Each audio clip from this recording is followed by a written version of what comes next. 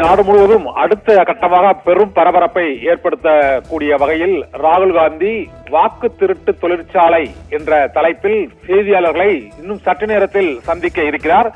இந்த சூழ்நிலையில் ஏற்கனவே வாக்கு திருட்டு தொடர்பாக டெல்லியில் ராகுல் காந்தி இதற்கு முன்பு அவர் கூறிய குற்றச்சாட்டுகளுக்கு இதுவரை தேர்தல் ஆணையமும் பாரதிய ஜனதா கட்சியும் விடை அளிக்கவில்லை என்பதுதான் அவருடைய மிக முக்கியமான குற்றச்சாட்டாக இருக்கிறது. இது குறித்து பீகார் மாநிலத்திலும் அவர் வாக்கு அதிகார பேரணியை அவர் நடத்தினார். இந்த பேரணிக்கு பிறகு பீகார் மாநிலத்தில் தேர்தல் பிரச்சார களமே மாறி இருக்கிறது என்ற சூழ்நிலையில் இப்போது அடுத்த ஒரு ஹைட்ரஜன் குண்டு போன்று ஒரு குண்டை வீசப் போகிறார். இந்த வாக்காளர் பட்டியலில் ஏற்பட்டுள்ள முறைகேடுகள், வாக்கு திருட்டு, அதாவது வாக்கு திருட்டு தொழிற்சாலை தான் தேர்தல் ஆணையமும் வாக்காளர் பட்டியலும் என்ற குற்றச்சாட்டை மீண்டும் ராகுல் காந்தி வைக்கிறார். அந்த குற்றச்சாட்டில் புதிதாக என்ன ஆதாரங்களை வெளியிடப் போகிறார் என்ற பரபரப்பு நாடு முழுவதும் இப்பொழுது தொற்றிக் கொண்டுள்ளது. ஏற்கனவே ஒரே வாக்காளர் எண்ணில் பல வாக்காளர்கள், அதன் பின்னர் ஒரு சிங்கிள் பெட்ரூம் அறையில் 50க்கும் மேற்பட்ட வாக்காளர்கள் இருந்தது.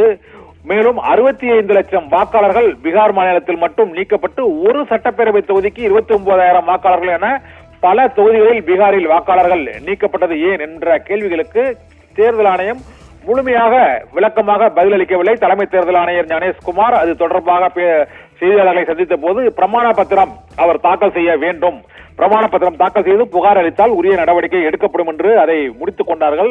ஆனால் பாரதிய ஜனதா கட்சி ராகுல் காந்தியின் புகாரை ஒட்டுமொத்தமாக நிராகரித்திருக்கிறது. 0 எண் கொண்ட அந்த கதவு எண்ணில் வாக்காளர்கள் இருந்ததற்கான ஆதாரம் என்னவென்றால் அவர்கள் நடைபாதைகளில் பிளாட்பாரங்களில் வசிப்பவர்கள் என்று கூறப்பட்டது. இதே போல ஒரே வாக்காளர் பல தொகுதிகளில் இருந்ததற்கான காரணம் என்ன என்பது குறித்து அது வாக்காளரின் பிரச்சனை என்றும் தேர்தல் ஆணையமும் பாரதிய ஜனதா கட்சியின் அமைச்சர்களும் அந்த பதிலை அளித்திருந்தனர். இதை எதிர்த்துதான் ராகுல் காந்தி பீகார் மாநிலம் முழுவதும் அந்த வாக்கு திருட்டு தொடர்பான பேரணியை நடத்தினார். அதன் எதிரொலியாக நாடு முழுவதும் இந்த பிரச்சனை எதிரொலித்தது. நாடாளுமன்றமும் பல நாட்கள் இந்த வாக்காளர் பட்டியல் முறைகேடு தொடர்பான பிரச்சனையில் முடக்கப்பட்ட நிலையில் இன்று என்ன சொல்லப் போகிறார் ராகுல் காந்தி, அடுத்த கட்டமாக எந்தெந்த மாநிலங்களில் என்னென்ன புகார்கள் எழுந்திருக்கின்றன, அது தொடர்பான ஆதாரங்களை வெளியிடும் பொழுது தேர்தல் ஆணையம் என்ன பதில் கூறப் போகிறது என்ற கேள்வி எழுந்திருக்கிறது. நாடு முழுவதும் சுமார் 3 லட்சம் பேரின் வாக்காளர் எண்கள், அதாவது எப்பிக்கல் என்று அழைக்கக்கூடிய இந்த புகைப்பட வாக்காளர் அடையாள அட்டை எண் 3 லட்சம் பேருக்கு ஒரே எண்ணாக இருந்தது ஏன் என்ற கேள்வியும் இப்போது எழுந்திருக்கிறது. இந்த சூழ்நிலையில் தான் மகாராஷ்டிரா மற்றும் ஹரியானா, டெல்லி தேர்தல்கள் நடைபெற்று சில தொகுதிகளில் சில 1000 வாக்குகள் வித்தியாசத்தில் வெற்றி கணக்கு மாற்றப்பட்டது என்றும் கருத்து கணிப்பு மற்றும் வாக்கு கணிப்புகளில் ஒரு முடிவும் தேர்தல் முடிந்த பிறகு தலைகீழாக மற்றொரு முடிவும் ஏற்படுவதற்கு காரணம் இந்த வாக்கு திருட்டுதான் என்று ராகுல் காந்தி இதற்கு முந்தைய செய்தியாளர் சந்திப்பில் கூறினார். இன்று இந்த ஓட் சோர் ஃபேக்டரி என்று அழைக்கக்கூடிய இந்த வாக்கு திருட்டு தொழிற்சாலை என்று அவர் நேரடியாக தேர்தல் ஆணையத்தை புகார் தெரிவித்து குற்றம் சாட்டி இன்று செய்தியாளர்களை சந்திக்கப் போகிறார். இன்று என்ன ஆதாரத்தை ராகுல் காந்தி வெளியிடப் போகிறார், அது என்னென்ன விளைவுகளை நாடு முழுவதும் அடுத்த கட்டமாக ஏற்படுத்தப் போகிறது என்ற எதிர்பார்ப்பு எழுந்திருக்கிறது.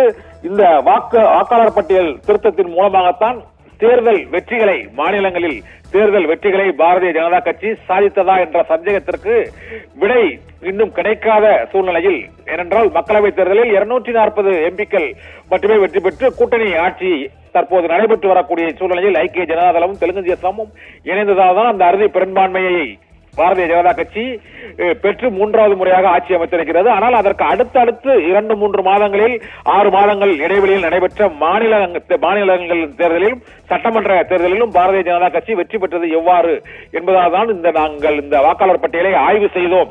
அந்த ஆய்வில் தான் இத்தகைய தவறுகள், முறைகேடுகள், திருத்தங்கள் உள்ளிட்ட பல்வேறு குற்றச்சாட்டுகளை ஆதாரங்களுடன் ஒவ்வொரு தொகுதியும், கர்நாடக மாநிலத்தில் மகேதேவபுரா தொகுதியில் இருந்து, அது மகாராஷ்டிரா மாநிலத்தில் உள்ள தொகுதி, இதே போல பீகார் மாநிலத்தின் பல்வேறு தொகுதிகள், ஹரியானா மாநிலத்தில் உள்ள தொகுதிகள் ஆகியவற்றில் ஒரே வாக்காளர்கள் பல எண்களில் அவர் வாக்களித்ததும், இதே போல பல 1000 வாக்காளர்கள் திடீரென சில தொகுதிகளில் நீக்கப்பட்டது உள்ளிட்ட பல குற்றச்சாட்டுகளை அவர் எழுப்பினார். ஆனால் அந்த குற்றச்சாட்டுகள் ஒவ்வொன்றுக்கும் தனிப்பட்ட மறுப்போ அல்லது விளக்கமோ தேர்தல் ஆணையம் அளிக்கவில்லை.